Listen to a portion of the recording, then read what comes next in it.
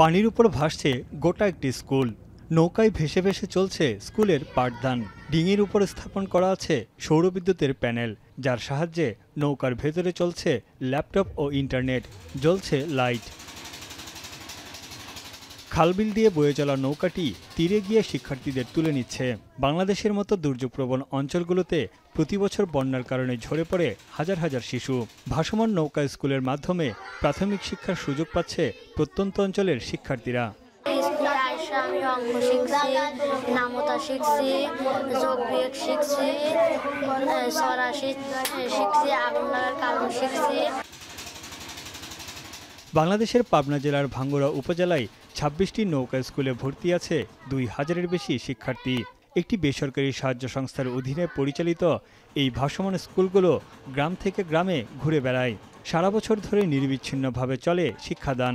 এমনকি বন্যার পানিতে লোকালয় ডুবে গেলেও চালু থাকে নৌকা স্কুল। আমি 13 বছর ধরে স্কুলটা চালাচ্ছি। বিভিন্ন ধরনের স্কুলে এরকম অনেক দেশ ছড়িয়ে গেছে এবং অনেক উন্নত মানের হয়েছে। খুব সুন্দর লাগছে। বৃষ্টির দিনও ক্লাস চলতেছে। ২০০০ সালের গোড়ার দিকে চালু হওয়া নৌকা স্কুল থেকে প্রাথমিক শিক্ষা গ্রহণ শেষে 22,500 শিক্ষার্থী স্নাতক ও উচ্চশিক্ষায় শিক্ষিত হয়েছে। অনেকে যুক্ত হয়েছে নানা পেশায়। বহু পরিবার দরিদ্রতা থেকে মুক্তি পেয়েছে এই প্রকল্পের মাধ্যমে। আমার সময় আসলে না, বেটাকে সময় আইছে, এই জন্য কাছে হয় দিয়ে সাল পালে কাছে পড়ানোর লেগে চেষ্টা করতেছি। বাংলাদেশি স্থপতি মোহাম্মদ রেজওয়ানের তৈরি ভাসমান স্কুল এখন বিশ্ব মডেল স্কুলে রূপ নিয়েছে।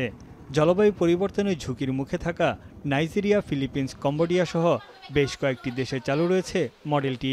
উদ্ভাবনী এই উদ্যোগের জন্য চলতি বছর ইউনেস্কো কনফুসিয়াস পুরস্কারে মনোনীত হয়, যা গ্রামীণ সাক্ষরতায় অসামান্য অবদান রেখে যাচ্ছে। আমাদের চলন মিলে এই অঞ্চলটা ডুবে যায়, তখন এই বাচ্চারা স্কুলে যেতে পারে না, স্কুলগুলো বন্ধ থাকে। কিন্তু আমাদের এই নৌকা স্কুল এই বন্যার সময় বন্ধ থাকে না। আমাদের সারা বছরই এই নদীতে পানি থাকে, নৌকাগুলো পরিচালিত হয়।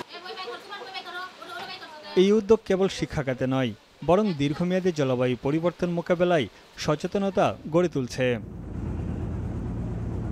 তানভীর চানি, এখন।